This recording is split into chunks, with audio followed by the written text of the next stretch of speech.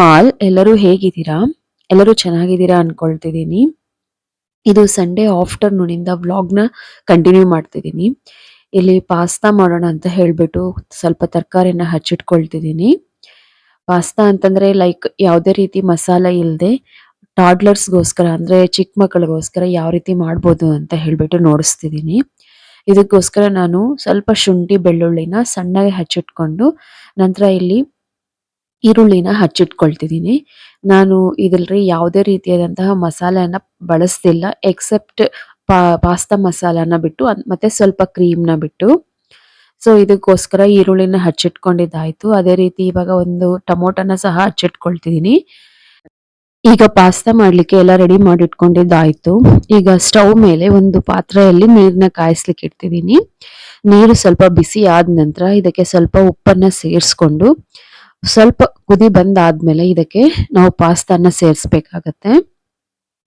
Pasta ಅನ್ನೋದು different pattern ಅಲ್ಲಿ ಬರುತ್ತೆ. ಚಿಕ್ಕ ಮಕ್ಕಳಿಗೆ ಈ ರೀತಿ ಲೈಕ್ ಫಿಂಗರ್ ಚಿಪ್ಸ್ ತರ ಕೊಟ್ರೆ ತುಂಬಾ ಚೆನ್ನಾಗಿ ತಿಂದ್ಬಿಡ್ತಾರೆ. ಸೊ ಅದರಿಂದ ನಾನು ಇದನ್ನೇ ಪ್ರಿಫರ್ ಮಾಡ್ತಿದ್ದೀನಿ.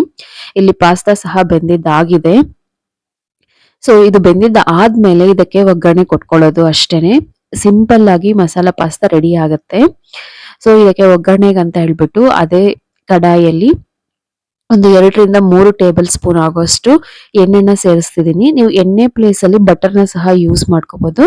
ಇದಕ್ಕೆ ಸ್ವಲ್ಪ ಜೀರಿಗೆ, ಅದಾದ ನಂತರ ನಾವು ಹಚ್ಚಿಟ್ಟುಕೊಂಡಿರ್ತಕ್ಕಂಥ ಬೆಳ್ಳುಳ್ಳಿ ಮತ್ತೆ ಶುಂಠಿನ ಸೇರಿಸಿ ಅದನ್ನ ಚೆನ್ನಾಗಿ ಫ್ರೈ ಮಾಡ್ಕೋಬೇಕು.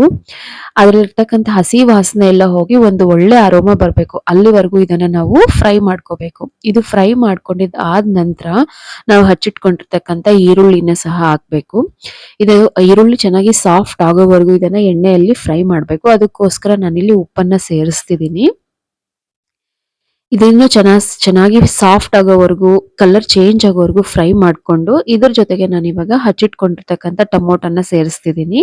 ಇಲ್ಲಿ ಟೊಮೊಟೊನು ಸಹ ಚೆನ್ನಾಗಿ ಫ್ರೈ ಆಗ್ಬೇಕು. ಅಂತಂದ್ರೆ ಅದು ತುಂಬಾ ಸಾಫ್ಟ್ ಆಗ್ಬೇಕು. ಹಸಿ ವಾಸನೆ ಎಲ್ಲ ಹೋಗ್ಬೇಕು. ಅಲ್ಲಿವರೆಗೂ ಫ್ರೈ ಮಾಡ್ಕೊಂಡು ಇವಾಗ ಅದ್ರ ಜೊತೆಗೆ ಸ್ವಲ್ಪ ಖಾರವನ್ನ ನಾವು ಸಾಲ್ಟ್ ಆಗ್ಲೇ ಹಾಕಿದ್ವಲ್ಲ, ಇನ್ನು ಪಾಸ್ತಾಗೂ ಸಾಲ್ಟ್ ಹಾಕಿದ್ವಿ. ಅದಕ್ಕೆ ನಾನು ಇವಾಗ ಸಾಲ್ಟ್ ಹಾಕ್ತಿಲ್ಲ. ಅದನ್ನ ಸ್ಕಿಪ್ ಮಾಡಿ ಇಲ್ಲಿ ಪಾಸ್ತಾ ಮಸಾಲಾನ ಸಹ ಸೇರಿಸಿ ಅದನ್ನ ಫ್ರೈ ಮಾಡ್ಕೊಳ್ತಿದ್ದೀನಿ. ಇವಾಗ ಅದಾದ ನಂತರ ಇದು ಚೆನ್ನಾಗಿ ಬೆಂದ ನಂತರ ನಾವು ಇವಾಗ ಆಲ್ರೆಡಿ ರೆಡಿ ಮಾಡಿ ಇಟ್ಕೊಂಡಿರ್ತಕ್ಕಂಥ ಪಾಸ್ತಾನ ಸೇರಿಸ್ಬಿಡ್ತಿದ್ದೀನಿ. ನೋಡಿ ಇಲ್ಲಿ ನಾನು ಯಾವುದೇ ಮಸಾಲಾನ ಆಡ್ ಮಾಡಿಲ್ಲ. ಜಸ್ಟ್ ಉಪ್ಪು, ಖಾರ, ಒಂದು ಪ್ಯಾಕೆಟ್ ಪಾಸ್ತಾ ಮಸಾಲ ಅಷ್ಟೇ ಆಡ್ ಮಾಡಿದ್ದೀನಿ. ಇವಾಗ ಫ್ರೆಶ್ ಆಗಿರ್ತಕ್ಕಂಥ ಒಂದು ಕೊರಿಯಾಂಡರ್‌ನ ಹಚ್ಚಿಟ್ಕೊಂಡು ಅದನ್ನ ಹಾಕಿ ಗಾರ್ನಿಶ್ ಮಾಡ್ಕೋಬೇಕು. ಇದನ್ನ ಒಂದ್ಸರಿ ಮಿಕ್ಸ್ ಕೊಟ್ಕೊಂಡು ಇದಕ್ಕೆ ಫ್ರೆಶ್ ಕ್ರೀಮ್‌ನ ಹಾಕ್ಬೇಕು. ಈ ಫ್ರೆಶ್ ಕ್ರೀಮ್ ಹಾಕೋದ್ರಿಂದ ಏನು ಅಂತಂದ್ರೆ ಒಂದು ತರ ಟೇಸ್ಟ್ ಎನ್ಹಾನ್ಸ್ ಆಗುತ್ತೆ. ಚಿಕ್ಕ ಮಕ್ಕಳು ತುಂಬಾ ತುಂಬಾ ಇಷ್ಟಪಟ್ಟು ತಿಂತಾರೆ. ಇದ್ರ ಜೊತೆಗೆ ಟೊಮೊಟೊ ಸಾಸ್ ಇಂದ ಸರ್ವ್ ಮಾಡ್ಕೊಂಡಿದ್ದೀನಿ. ಈಗ ಮಧ್ಯಾಹ್ನ ಲಂಚ್ ಆಗಿದ ನಂತರ ಅಡಿಗೆ ಮನೆ ಎಲ್ಲ ಕ್ಲೀನ್ ಮಾಡ್ಬಿಟ್ಟೆ. ಸ್ವಲ್ಪ ಫ್ರಿಡ್ಜ್ ಆರ್ಗನೈಸೇಷನ್ ಸಹ ಇತ್ತು.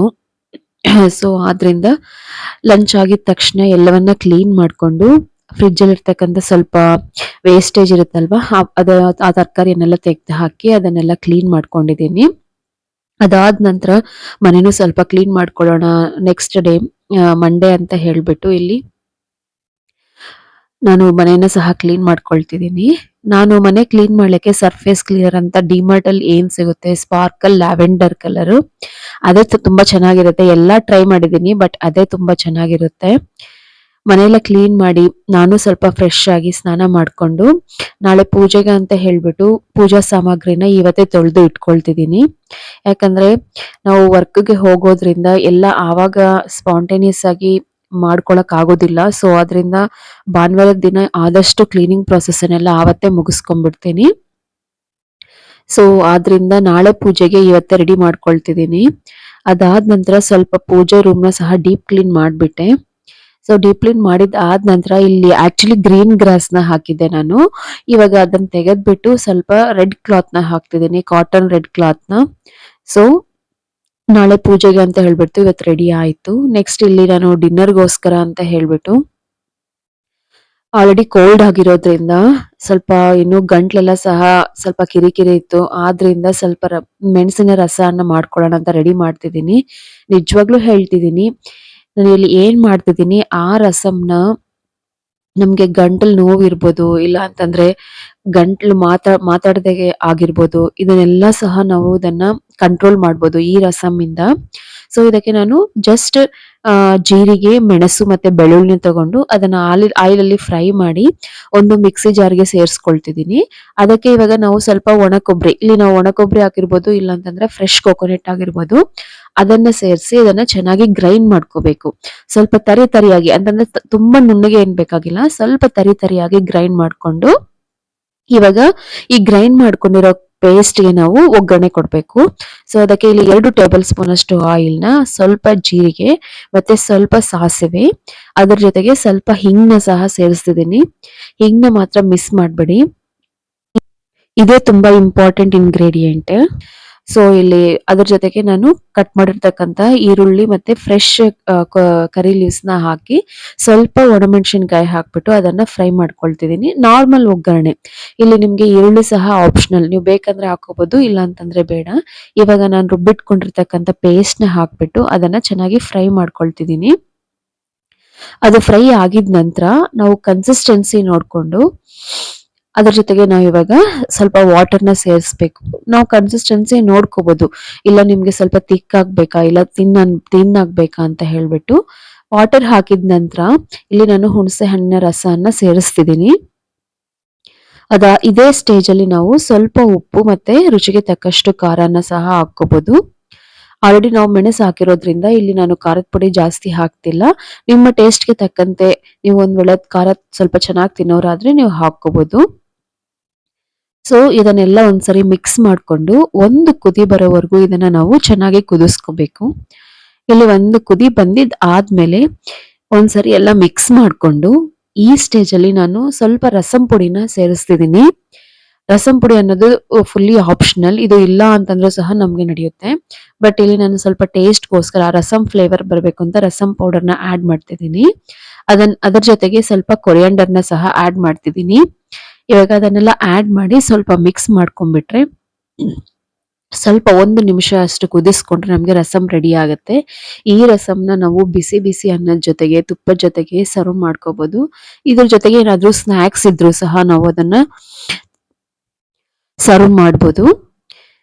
ತುಂಬಾ ತುಂಬಾ ಆರೋಗ್ಯಕರ ರಸಂ ರೆಡಿ ಆಯ್ತು. ಇದು next day morning, Monday morning start ಆಗೋದು ಲೈಕ್ ಸುಪ್ರಭಾತದಿಂದ. ಈ ಸುಪ್ರಭಾತನ ಕೇಳ್ಕೊಂಡು ಮನೆಯಲ್ಲಿ ಎಲ್ಲಾ ಕೆಲ್ಸನ ಮುಗಿಸ್ಕೊಳ್ತೀನಿ. ಒಂದು ಚಿಕ್ಕ ರಂಗೋಲಿ ಡಿಸೈನ್ ನೋಡ್ಕೊಂಡ್ ಬರೋಣ.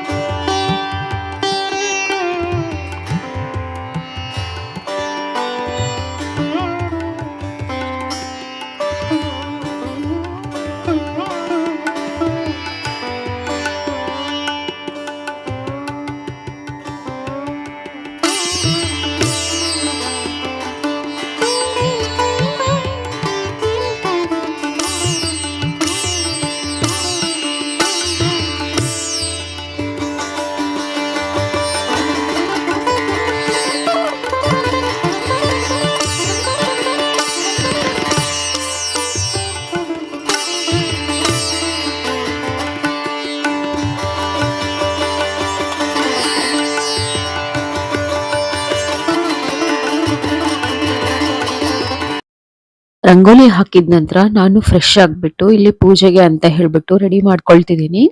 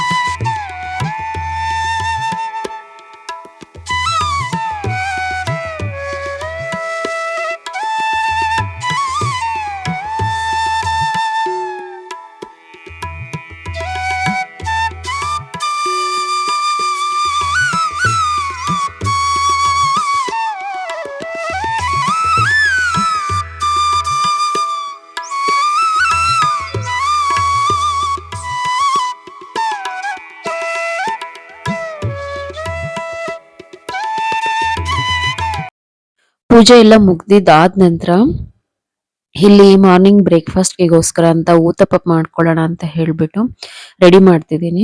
ಇದಕ್ಕೆ ನಾನು ಈರುಳ್ಳಿಯನ್ನ ಚಾಪರ್ಗೆ ಹಾಕಿ ತುಂಬಾ ಸಣ್ಣದಾಗಿ ಹಚ್ಚಿಟ್ಕೊಳ್ತಿದ್ದೀನಿ. ನೋಡ್ತಿರ್ಬೋದು ಎಷ್ಟು ನೀಟಾಗಿ ಚಾಪ್ ಆಗಿದೆ ಅಂತ ಹೇಳ್ಬಿಟ್ಟು. ಸೊ ಇದೇ ರೀತಿ ಕ್ಯಾರೆಟ್ನ ಮತ್ತೆ ಫ್ರೆಶ್ ಆಗಿರ್ತಕ್ಕಂಥ ಕೊತ್ತಂಬರಿ, ಸ್ವಲ್ಪ ಹಸಿ ಮೆಣಸಿನಕಾಯಿನ ಹಾಕಿ ಎಲ್ಲ ಹಚ್ಚಿಟ್ಕೊಂಡು ಇವಾಗ ಒಂದು ಬೌಲ್ಗೆ ನಾವು ಹಿಂದಿನ ದಿನ ನಾನೇನು ಇಡ್ಲಿ ಮಾಡಿದ್ನಲ್ಲ ಅದೇ ಹಿಟ್ಟಿಂದನೇ ನಾನು ಇವಾಗ ದೋಸೆನ ಹಾಕ್ತಿದ್ದೀನಿ. ಸೊ ಎಲ್ಲ ತರಕಾರಿನ ಸೇರಿಸಿ ಅದಕ್ಕೆ ಸ್ವಲ್ಪ ಚೆನ್ನಾಗಿ ಮಿಕ್ಸ್ ಮಾಡ್ಕೋಬೇಕು. ನಾನು ಉಪ್ಪು ಮತ್ತೆ ಸೋಡಾನ ಆಲ್ರೆಡಿ ಹಾಕಿರೋದ್ರಿಂದ ಲಾಸ್ಟ್ ಡೇ ಮತ್ತೆ ಇಲ್ಲಿ ನಾನು ಹಾಕ್ಲಿಕ್ಕೆ ಹೋಗ್ತಿಲ್ಲ. ಸೊ ಇವಾಗ ಒಂದು ಕಡಾಯಿಗೆ ಸ್ವಲ್ಪ ಎಣ್ಣೆನ ಸೇರಿಸಿ ಸ್ವಲ್ಪ ಚಟ್ನಿನ ರೆಡಿ ಮಾಡೋಣ ಅಂತ ಹೇಳ್ಬಿಟ್ಟು ಸ್ವಲ್ಪ ಶೇಂಗಾನ ಸೇರಿಸ್ತಿದ್ದೀನಿ. ರಿಯಲಿ ಈ ರೀತಿ ನೀವು ಒಂದ್ಸರಿ ಟ್ರೈ ಮಾಡಿ. ಆಕ್ಚುಲಿ ನಾವು ಅದೇ ರೀತಿ ಡ್ರೈ ರೋಸ್ಟ್ ಮಾಡಿ ಚಟ್ನಿ ಮಾಡೋದಕ್ಕಿಂತ ಈ ರೀತಿ ಸ್ವಲ್ಪ ಆಯಿಲ್ ಹಾಕಿ ಇದಕ್ಕೆ ಸ್ವಲ್ಪ ಹಸಿ ಮೆಣಸನ್ನ ಸೇರಿಸ್ಕೊಂಡು ಅದು ಫ್ರೈ ಆಗಿದ್ದಾದ್ಮೇಲೆ ಒಂದು ಮಿಕ್ಸಿ ಜಾರ್ಗೆ ಸ್ವಲ್ಪ ಹುಣಸೆ ಹಣ್ಣು, ಸ್ವಲ್ಪ ಫ್ರೆಶ್ ಆಗಿರ್ತಕ್ಕಂಥ ಕೊತ್ತಂಬರಿ, ಸ್ವಲ್ಪ ಬೆಳ್ಳುಳ್ಳಿ ಮತ್ತೆ ನಾವು ಆಯಿಲ್ ಅಲ್ಲಿ ಫ್ರೈ ಮಾಡಿಟ್ಕೊಂಡಿದ್ವಲ್ಲ ಆ ಒಂದು ಶೇಂಗಾ ಬೀಜ ಮತ್ತೆ ಹಸಿ ಮೆಣಸಿನಕಾಯಿ, ಇದ್ರ ಜೊತೆಗೆ ಸ್ವಲ್ಪ ಉಪ್ಪು, ಸ್ವಲ್ಪ ಜೀರಿಗೆ ಹಾಕ್ಬಿಟ್ಟು ಇದನ್ನ ಸ್ವಲ್ಪ ನೀರ್ನ ಸೇರಿಸಿ ಇದನ್ನ ಗ್ರೈಂಡ್ ಮಾಡ್ಕೋಬೇಕು, ಚೆನ್ನಾಗಿ ರುಬ್ಕೋಬೇಕು. ಈ ರೀತಿ ಮಾಡೋದ್ರಿಂದ ಏನು ಅಂತಂದ್ರೆ ನಾವು ಚಟ್ನಿಯನ್ನ ಒಂದು 2 ದಿನ ಇಟ್ಕೊಂಡು ಡಿಫ್ರೆಂಟ್ ಡಿಶಸ್ ಜೊತೆನೂ ಸಹ ಸರ್ವ್ ಮಾಡ್ಬೋದು. ನಿಜವಾಗ್ಲೂ ಟೇಸ್ಟ್ ತುಂಬಾ ಸಖತ್ತಾಗಿರುತ್ತೆ. ಒಂದ್ಸರಿ ಟ್ರೈ ಮಾಡಿ. ಇಲ್ಲಿ ನಾನು ದೋಸೆ ಹಾಕ್ಲಿಕ್ಕೆ ಅಂತ ಹೇಳ್ಬಿಟ್ಟು ರೆಡಿ ಮಾಡ್ತಿದ್ದೀನಿ. ಇದು ಕ್ಯಾಸ್ಟ್ ಐರನ್ ಆಗಿರೋದ್ರಿಂದ ನಾನು ಇಲ್ಲಿ ಎಣ್ಣೆನ ಬಳಸಲೇಬೇಕು. ಸೊ ಎಣ್ಣೆ ಹಾಕ್ದಿರ ಮಾಡಿದ್ರೆ ನಾನ್ ಸ್ಟಿಕ್ ತರ ಮಾಡ್ಲಿಕ್ಕೆ ಇದ್ರ ಮೇಲೆ ಆಗೋದಿಲ್ಲ. ಸೊ ಅದರಿಂದ ಎಣ್ಣೆ ಹಾಕಿ ಆ ನಂತರ ಮತ್ತೆ ನಾನು ದೋಸೆನ ರೆಡಿ ಮಾಡ್ತಿದ್ದೀನಿ. ಒಂದ್ ಪ್ಲೇಟ್ನ ಇಟ್ಟು ಸ್ವಲ್ಪ ಹೊತ್ತು ಸ್ಟೀಮ್ ಮಾಡಿ ಓಪನ್ ಮಾಡಿದ್ರೆ ನೀವು ನೋಡ್ತಿರ್ಬೋದು ಕ್ಯಾಸ್ಟ್ ಐರನ್ ಆದ್ರೂ ಸಹ ತುಂಬಾ ತುಂಬಾ ಈಸಿಯಾಗಿ ದೋಸೆ ಅನ್ನೋದು ರೆಡಿ ಆಗ್ಬಿಡುತ್ತೆ. ನಾವು ಚೈಲ್ಡ್ಹುಡ್ ಅಲ್ಲಿ ತಿಂತಿದ್ವಲ್ಲ ದೋಸೆ, ಅದೇ ರೀತಿ ಅರೋಮಾ ಬರುತ್ತೆ ಇದ್ರ ಮೇಲೆ ಮಾಡೋದ್ರಿಂದ. ಇಲ್ಲ ನನ್ನ ಮಗುಗೋಸ್ಕರ ಸಹ ಮಾಡಿದ್ದಾಯ್ತು. ಪ್ಲೀಸ್ ವಿಡಿಯೋ ಇಷ್ಟ ಆಗಿದ್ರೆ ಒಂದು ಲೈಕ್ ಮಾಡಿ, ಶೇರ್ ಮಾಡಿ, ಕಮೆಂಟ್ ಮಾಡಿ, ಚಾನಲ್ನ ಸಬ್ಸ್ಕ್ರೈಬ್ ಸಹ ಮಾಡ್ಕೊಳ್ಳಿ. Thank you so much for watching my video.